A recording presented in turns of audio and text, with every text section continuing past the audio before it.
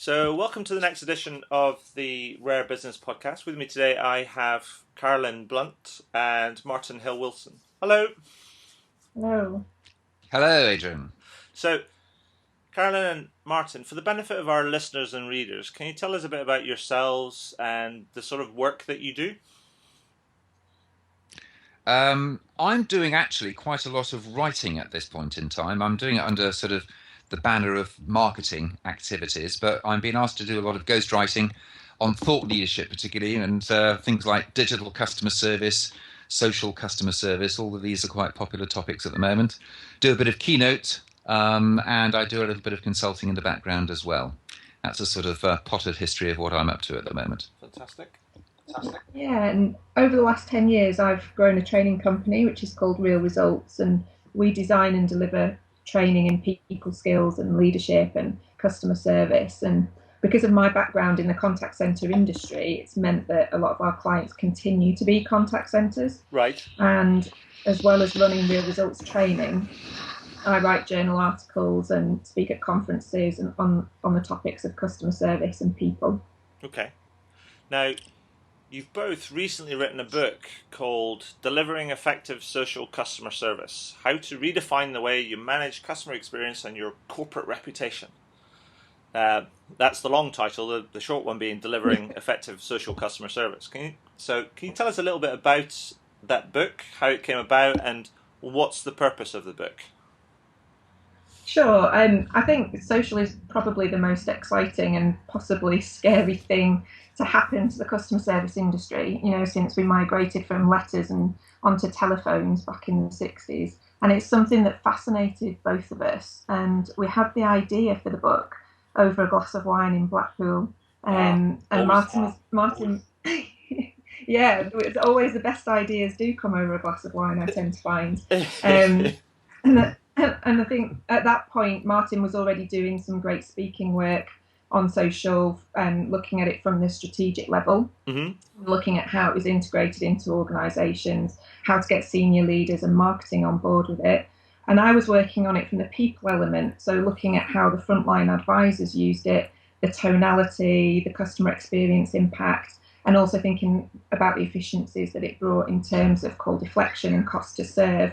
But between us, we thought we then had the makings of a well-rounded guidebook to getting this scary step right for businesses. Okay. So before we jump into the book, I mean, here's a question that occurred to me when I was looking through it, and also having some knowledge about this area. And it seemed that what I wanted to ask you was, I mean, is social customer service, in your opinion, is it just another channel, or is it a new discipline, or is it a bit of both? It is a bit of both. It depends where you are in the journey. So to start with, I would say yes, just think of it as another channel. Yeah. And most call centres have already moved to be contact centres, and they've embraced email and chat. So although this is more public and you do need robust security and training in place, yes, it is another channel. But there is a difference between thinking multi-channel and cross-channel. So for social to really deliver a great customer experience, you need to be thinking about how you join up customer interactions across all your channels. Right. So if I'm a customer and I call and I chat and I tweet with your organisation, that all that information comes together and I'm not repeating myself. And it is, and in that way as well, how you use it is a new discipline, it's a new tool. But like the telephone once was, once you've got it, anyone who's trained and competent to use it should be doing that. And I think it shouldn't sit in a silo separately. It should kind of transcend and bring together customer service and marketing. Right. So, I mean, you make an important point. It's about where you are on the journey, and I guess to start with, it might be you would start it as a new channel and a new discipline, but want to sort of integrate it more and more into your overarching how we serve customers ultimately. Is that right? Yeah. So it just becomes another tool that you use to do your job. Yeah. So actually, when I looked through the book, there's I guess the real meat of the book is, correct me if I'm wrong, seemed to be sort of chapter 4, where you go through a detailed roadmap about how to get people sort of started on this sort of journey. if that's right, can you tell us a little bit more about what you think the main components of this are and who's it targeted at? Well, this is a paint by numbers book Right. at the end of the day. And the reason for that is, I'm sure you've had the same experience as well. If you ask a lot of folk in, customer services, do you have a strategy? It's always a bit disappointing how few people have actually got round to doing that. And the purpose of strategy, from my perspective, is just to make sure that you think through things properly, because if you thought through stuff properly, you're more likely to be able to execute effectively. Sure. And I think that social is, adds another level of complexity on top of that. So to not do strategy is a missed opportunity, and a dangerous one as well, given the fact that social is now a very much more transparent form of interaction, and the consequences are much greater. That's why the long form title of the book about corporate reputation is in there, because actually it can impact that, and therefore it's more significant. Okay. So on the fact that most people have no practical experience of strategy, how do people do it? Because there's not a lot of in-industry expertise. And that's what the chapter 4 is all about. It's painting by numbers, taking you through 15 competencies and saying, listen, if you think about all of these competencies, you can pick and mix from that, out of which you can generate your own roadmap and your own framework for a strategy that will apply to your own circumstance. And it's a big chapter, It's of the 50,000 words, I think it's 10,000, and it's deliberately very structured. It goes through the same format of explaining why the competency matters, the upside, the downside of doing it or ignoring it, some examples, quick wins, action list, set of issues that you've got to confront. And that really helps you either work by yourself, or if you want to facilitate that as a team discussion, to work through that as a number of workshops, out of which you should actually end up with a pretty damn good approach to your social customer service. Yeah, so I mean, as you say, it's a paint by numbers, but then what it ends up doing is almost like you learn how to paint, but then you end up getting going through all these it's a stepwise approach, as it were. You get to paint your own picture. Indeed, that's it, perfectly.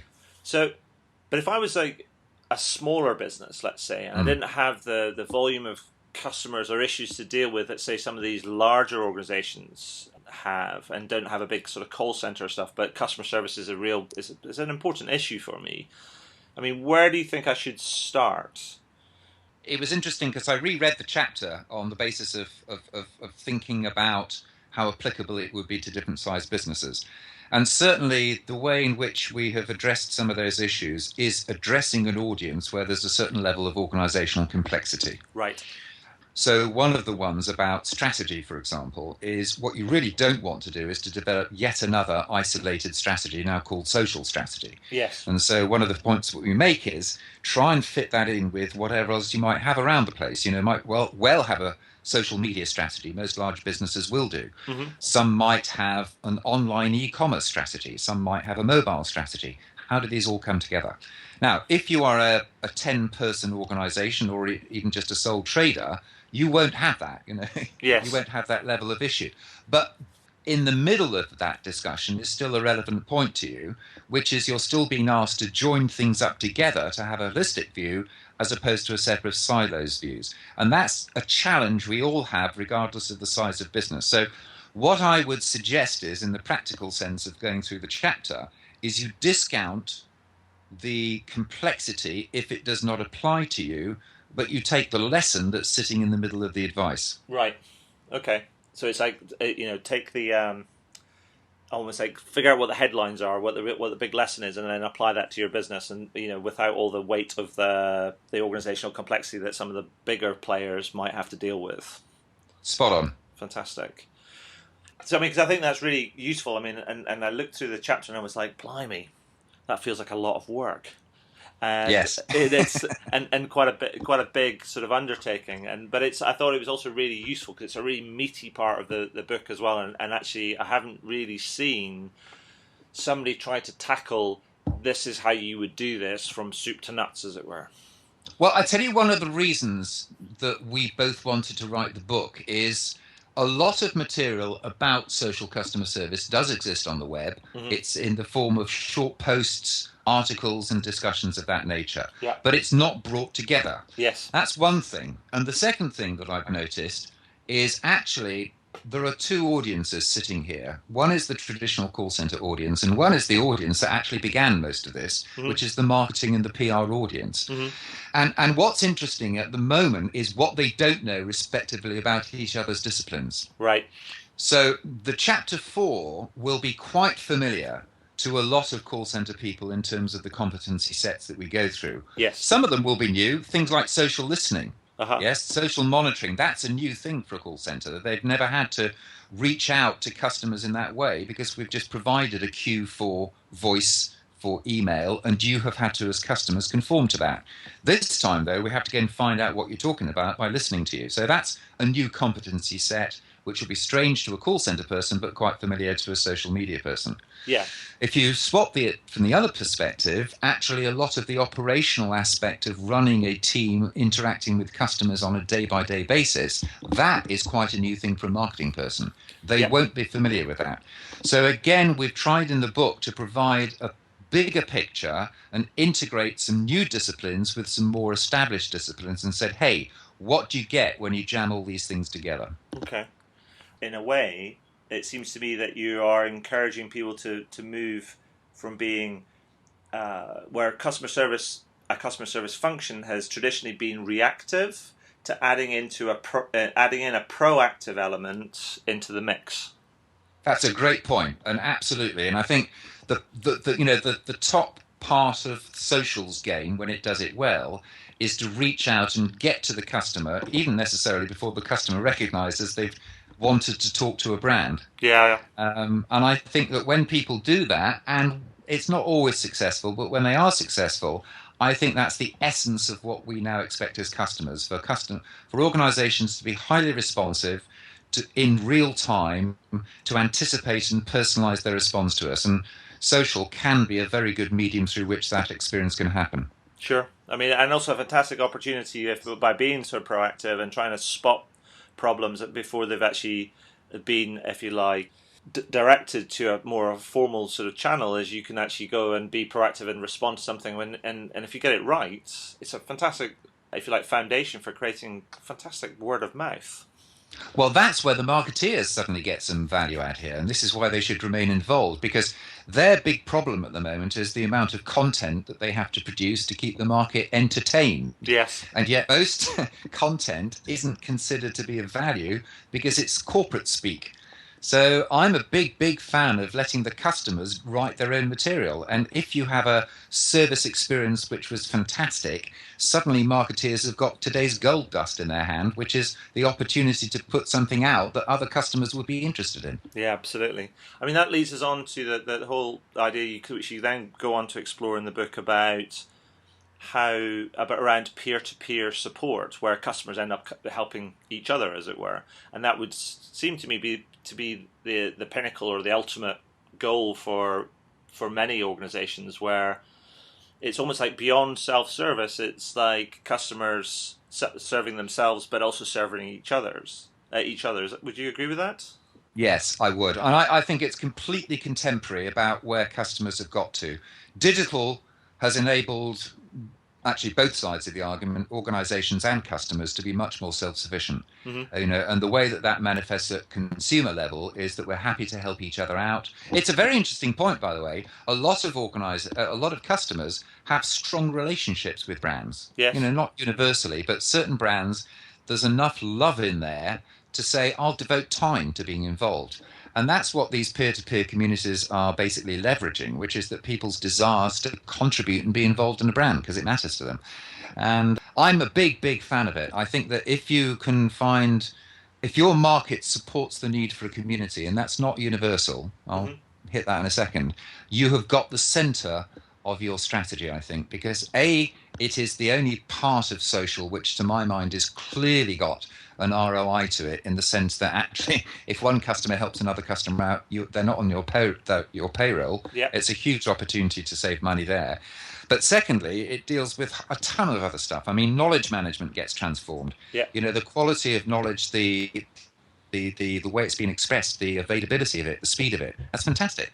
And the research says, by the way, about 40% of all questions asked in these peer-to-peer communities are subsequently answered by other customers. Mm-hmm. So that's a saving. But it does raise the issue, okay, the 60 that haven't been answered. So that also says, by the way, social cannot be a silo. You now need to be able to redirect that back to live assistance and escalate it so that all inquiries and all issues have been finally dealt with. So that's the other part of it. Fantastic. So who's actually doing it well, do you think, that sort of peer-to-peer support? Well, those communities are actually much older than things like Twitter and Facebook, which has currently got a much more, high profile in terms of being a social service channel. Some of those have been around for 20 years. People like SAP, Microsoft, all the big high-tech companies have typically built those communities. And this actually gives me an opportunity to say when it does and doesn't work. You need a particularly complicated product portfolio that keeps changing lots to actually generate the reasons for customers to keep coming back and therefore form into a community. Right. So triple play, quad play, new tech is always evolving. And if you think about being, let's say, a UK mobile provider today, you're supporting what, 3 or 4 of the major mobile smartphones, feature phones. You've got all the different operating systems plus all the apps on top. It's impossible for you to manage the knowledge that is required to answer every question. But there will be somebody out there who absolutely is obsessed about Android on a particular Samsung model or something. That's the person you're looking for. Do you think, that other than the older players, newer players like, so I guess there's 2 points.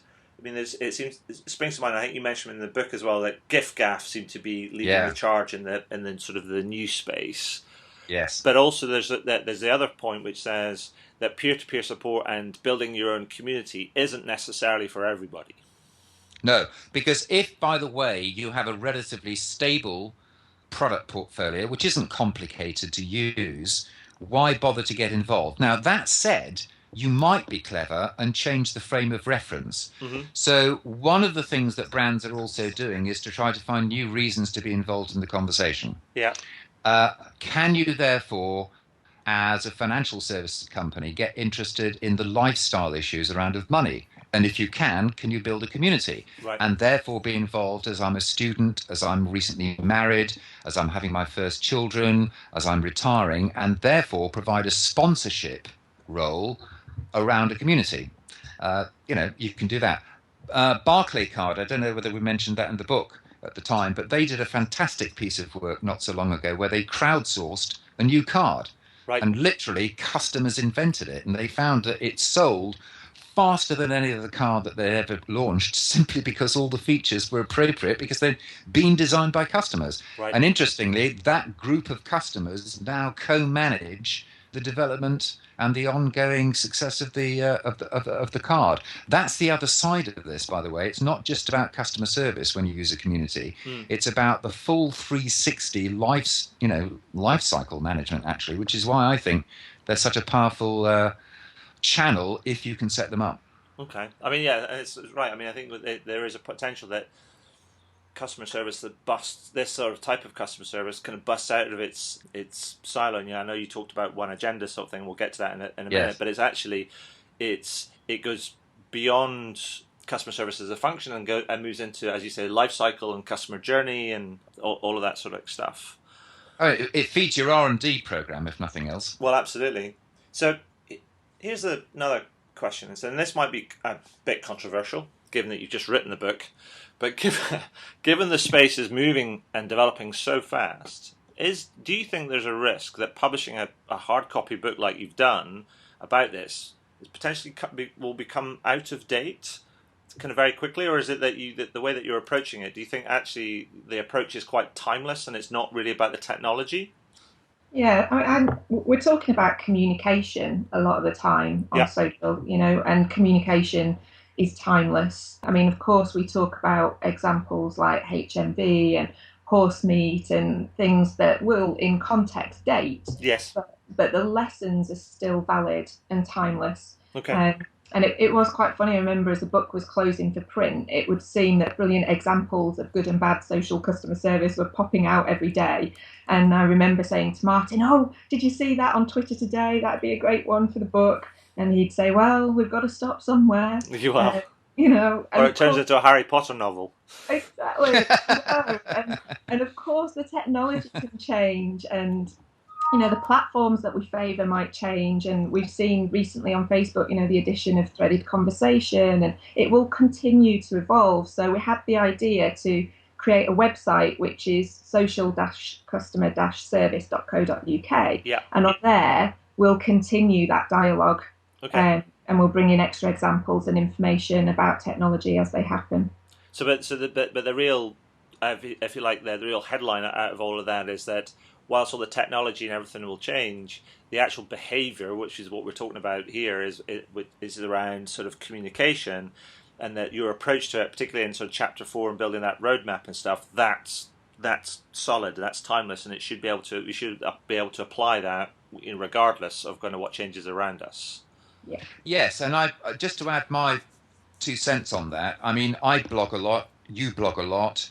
If you read the common themes that all of us explore, the reason that we can keep talking about them is actually they're extremely difficult issues to resolve for organizations, and they don't move very fast over time. Mm-hmm. In many respects, this book is an exploration of saying, does social as a dynamic actually influence getting some of those issues evolved? Mm-hmm. That's really what the book is also about. Mm-hmm. And therefore, to that extent, it has longevity to it, because they are big issues we're discussing this here, and social challenges organizations at a very deep level. And we're going through the classic stuff of most organizations going cloth-eared and not wanting to know. Wow. So, we're still very much at the end of first base, which is the army's turned up. Now, what are you going to do? Yeah. Well, I think the thing is, the technology might change very fast, but humans don't. Correct. That's it. That's it in a nutshell. So finally, I mean, the one thing that you explore at the end of the book, which I think is the larger sort of organizational issue. You talk about this, the one agenda, which talks about PR, marketing, and customer service kind of all working together. I mean, that all sounds sort of great, and something that everybody should be working towards. But how does that work in practice? Well, so there's 2 things. Why should companies even be bothered doing something as complicated as trying to join the dots? And the answer is you have 2 fundamental choices. You either learn through pain, or you learn by, before the event.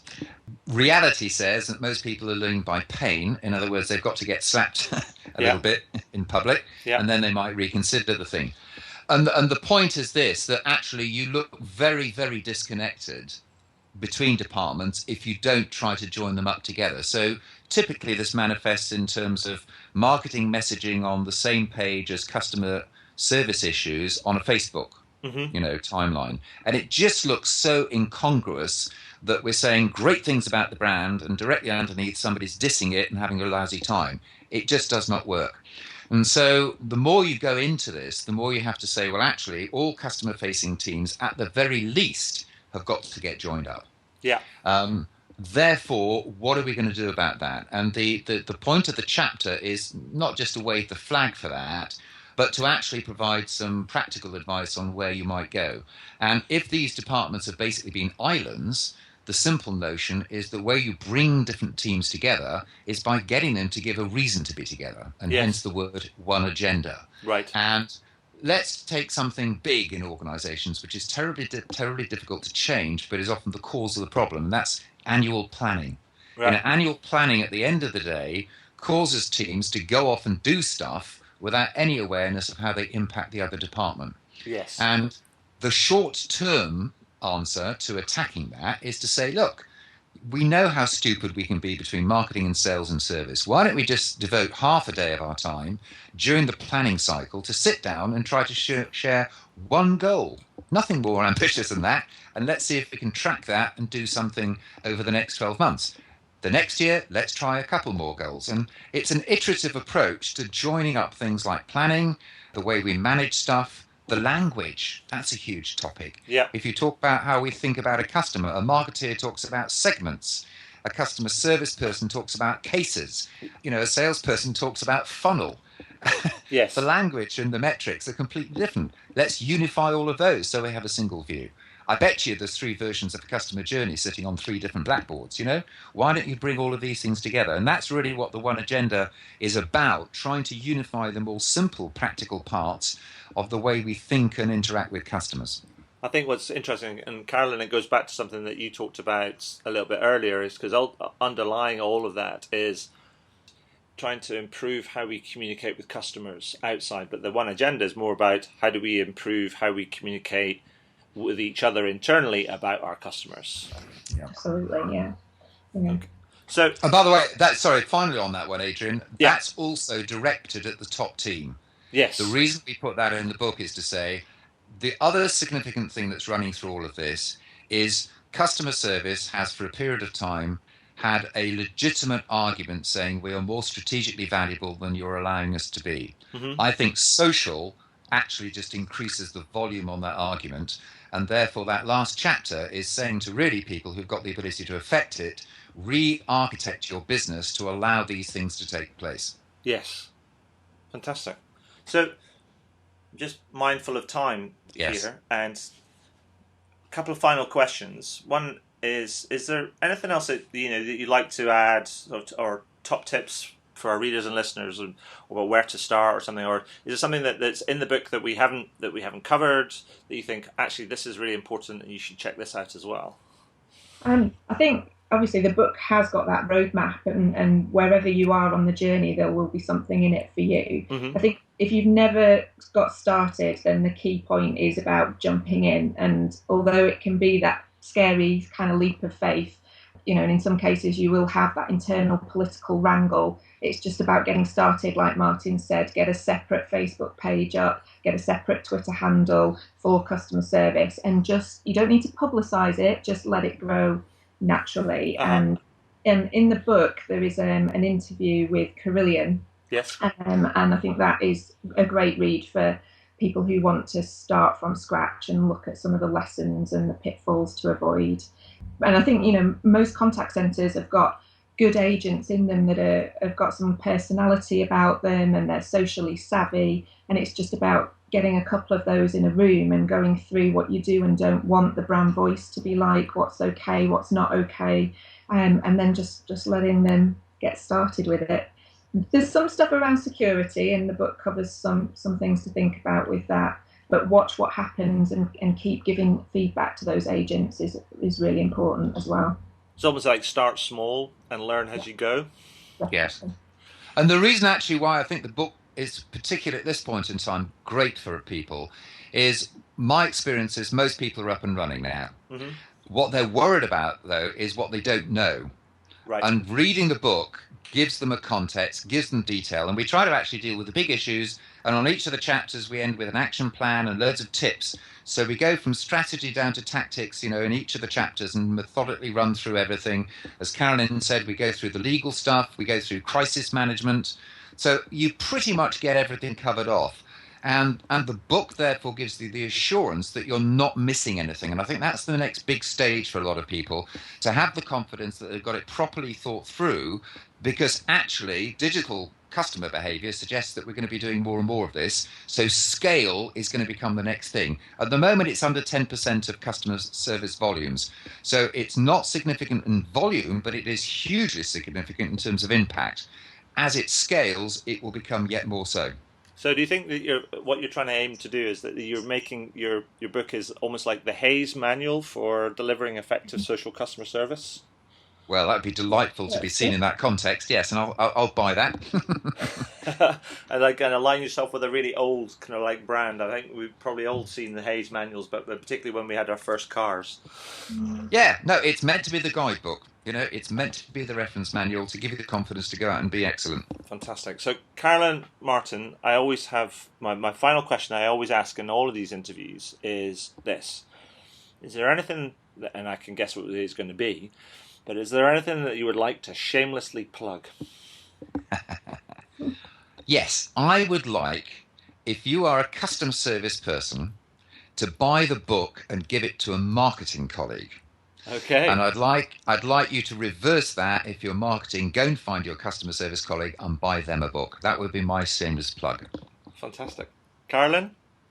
Yeah, I'd like to reiterate that. And I think as well, our companies, Brain Food Extra for Martin and Real Results for me, we're also always working with new businesses and doing consultancy speaking and training. So you can contact us online with those. Fantastic. Well, we'll make sure you get everybody all linked up and twittered up and everything else. And when it goes live, we'll give you a big shout out and hopefully you can create a bit of a ruckus in the market with this new book. And Adrian, thank you very Thank you, much for Adrian. providing us with the airspace. Very kind of you. Deeply appreciate it. No, it's been a pleasure. Thank you very much for your time and everything else and sharing the insight into the book. And yeah, no, it's been great.